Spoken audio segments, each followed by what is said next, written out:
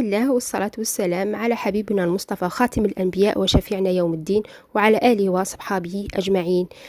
اليوم جبنا لكم بوصفة جزائرية أصيلة معشوقة الجزائريين، وهي الشراك المسكر اللي ما نستغناوش عليها في طاولة أعيادنا ولا في أعراسنا. وصفة رائعة، يجي طري ويبقى وقت طويل طري. نبداو مع المقادير. كما راكم تلاحظوا عندنا كاس زيت عادي من الحنفيه، نضيفوا له كاس ماء، نضيفوا له كاس زيت، ونضيفوا كاس مارغرين. المارغرين تقدروا تستعملوا السمن ايضا.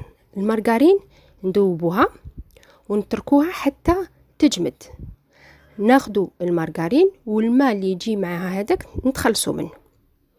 ناخذوا كاس مارغرين حتى تجمد، نعبروا الكاس، نضيفوا الفانيلا ونخلطوا بالفوي حتى يتجانس الخليط ويولينا ناعم.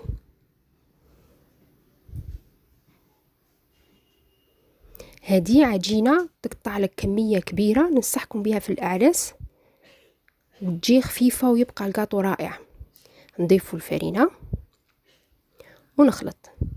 كميه الفرينه ماهيش محدده، لكن انت وما تحصلتي على عجينه تكون ملساء وطريه. بهذه الطريقه تنجمي تستعملي يديك مباشره. انا حبيت الكميه الاولى نستعمل فيها الفوي حتى يتماسك الخليط نوعا ما.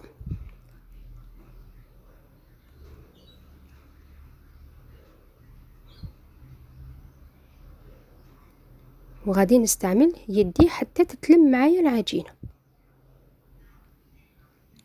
نضيف بالعقل. دائما البنات نقول لكم ما تتقلقوش في لم العجينه وتديروا كميه كبيره تاع الفرينه ومن بعد لا تيبسوا العجينه. بالعقل ونخلط ونتحسس العجينه بيدينا حتى نوصلوا للقوام المطلوب. الحلويات تاعنا ينجحوا لنا لازم كامل هذه التفاصيل ناخذوهم بعين الاعتبار. انا تجربتي الخاصه نديرها لكم بين يديكم. كل الاخطاء اللي وقعت فيهم نحاول اني ننبهكم عليها بحلوياتكم ينجحوا. هذه هي العجينه اللي عندي، شفتوا كيفاش راهي طريه. نديرها نغطيها بكيس بلاستيكي. اكيد هذه قاعده باه ما تنشفش، دائما العجينه تاعنا نغطوها بكيس بلاستيكي. والان نمروا للحشو.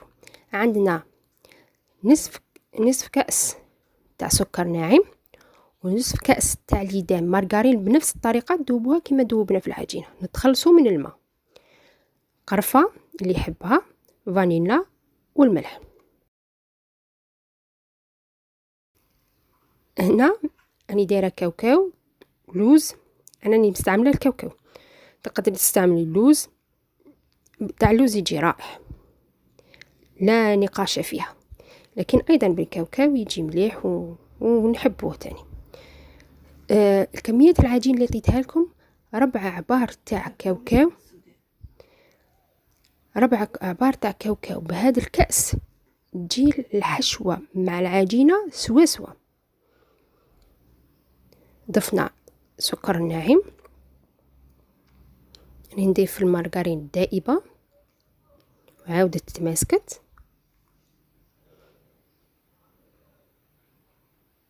لازم ولا فتفوتة تاع الملح، فانيلا. ما تقولوش الملح قوي وغادي يجي مالح ولا لا، عادي جا رائع. والقرفة نخلط هذيك المكونات الجافة. انا كان لازم عليا ندير المكونات الجافة ومن بعد نضيف فوقهم المارغرين، لكن معليش بهذه الطريقة راكم تلاحظوا فيها. يعني خلطتها على جهة، دوك نستعمل يدي باه ندخل هذاك المارغرين في الحشوة في الخليط بأطراف الأصابع. ندخلوا في داك ليدام كامل في الحشوة تاعنا بهذه الطريقة. العقدة غادي تجينا مفتولة تقريبا. هنا ماء الزهر رشة فقط للنكهة. شوفوا العقدة تاعنا تلمت كرة كبيرة، لكن راكم تلاحظوا انها مفتولة يعني تتفتت.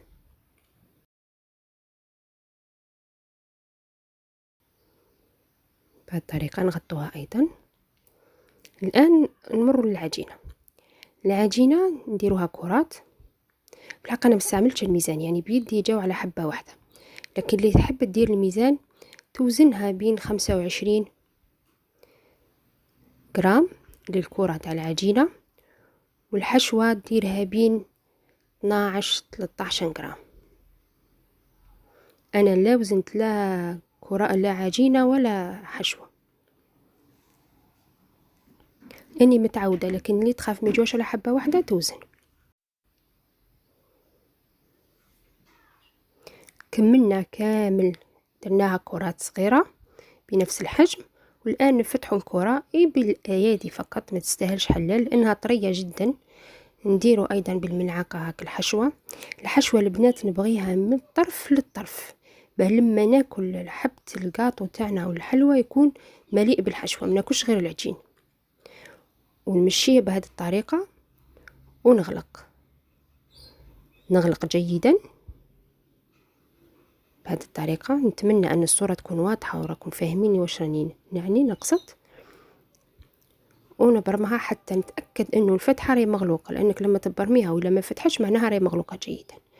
وتكون في الوسط خشينة وعلى الجوانب تبدأ ترقق. ونشكل حبات التشراك والهليلات تاعنا، غادي يجو كامل على حبة واحدة. نعاود معاكم حبة. شوف بهذه الطريقة درتها حربوش وبسطتها بيدي فقط بالاصابع.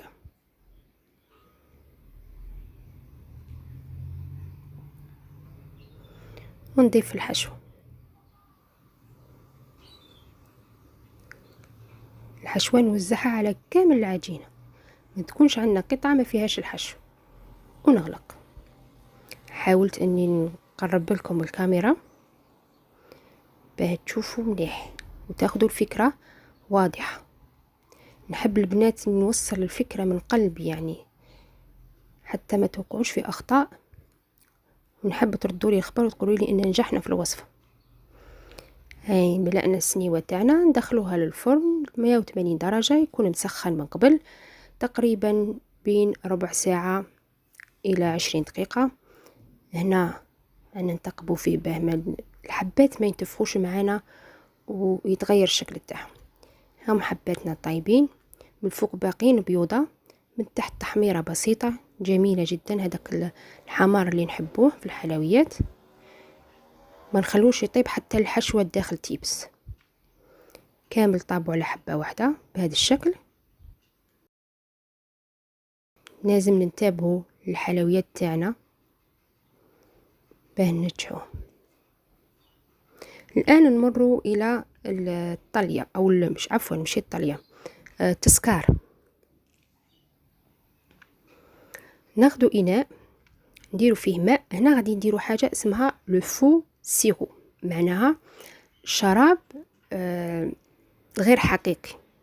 ممكن يكون هاك، لا أدري إذا هي الترجمة الحقيقية صحيحة. نضيفو له سكر ناعم حوالي، يعني هنا مكاش كمية محددة، حوالي 2-3 ملاعق تاع سكر.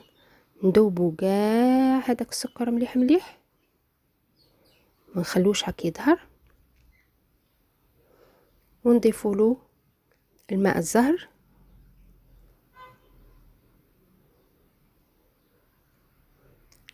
ما كنت تلاحظوا كامل السكر داب اللي درناه في داك الماء.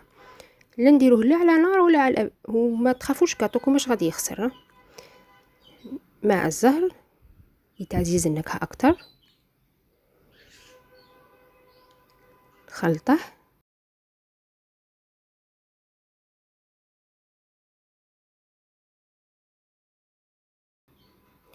ونبدأ ندخل حبات التشراك في هذا الشراب بهذه الطريقة. نغطسها تم يعني نشمخها، مش نخليها تتشرب. ونخرجها ونشفها بمنشفة أو كيما راني دايرة سيرفيات بابي أو إسويتو، ورق المصاص اللي متعودين عليه. ونكونوا دايرين في إناء أو صحن يكون كبير وغامق، كمية سكر ناعم مغربلة أكيد، كأننا ندفنوا حبة الشراك داخل السكر، تكون طبقة سكر من الأسفل وطبقة سكر من الأعلى، ونخلوها تواني، يعني لا تواني أو دقيقة لحتى نملؤ كامل الصحن. نبدأ نخرجوا فيهم الحبة الأولى للثانية للثالثة كما كنت لاحظوا، نشفوها مليح، ماناش باغينو يرفد سكر كتير، ومن بعد هذيك الطلية تاعنا تيبس ونجو ناكلوها نبداو نقلعوا فيها. أسوأ شيء شوفوا هنا من الأسفل كامل السكر نحيته باه ما يديش ينكوش، وباه ما يجيناش القاطو تاعنا حلو بزاف، يرفد سكر كمية كبيرة لدرجة ما نطيقوش ناكلوه. بهذه الطريقة راني نبحث على الحبات اللي راهم مدفونين في السكر الناعم. البنات لما تجربوه لازم تشوفوا الفيديو مليح وحتى للأخير باه تتابعوا كل الخطوات وينجح لكم على ضمانتي.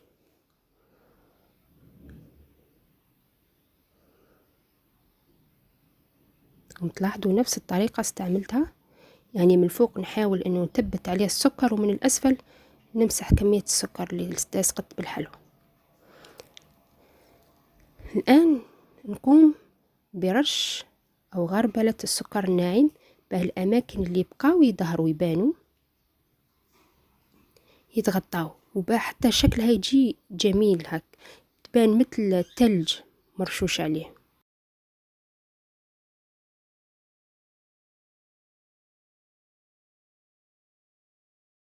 ونكملوا كامل حباتنا بهذه الطريقة.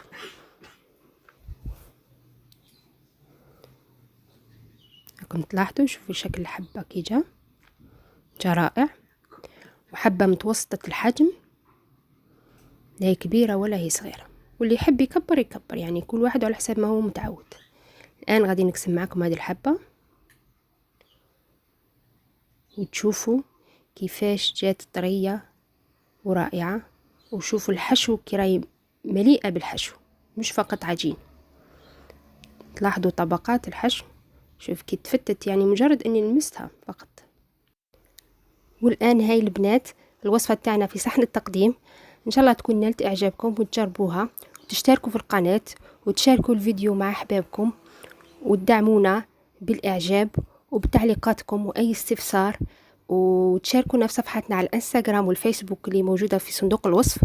ونقولكم مع السلامة.